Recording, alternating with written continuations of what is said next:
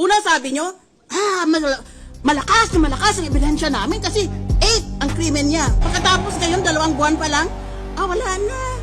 3 na lang sa 5. Kasi tama na yun, panalo na kami. Wah!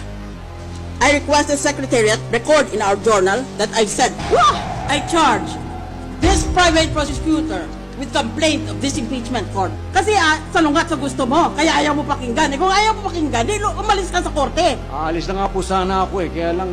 Granted! But 2 girls there, will you please stop smiling and looking at your cell phones? If you're not listening to my speech, please step out. Down! Maybe they'll be happy because on one hand I might die and then they could get rid of me. But on the other hand, I might survive and then I will get rid of them.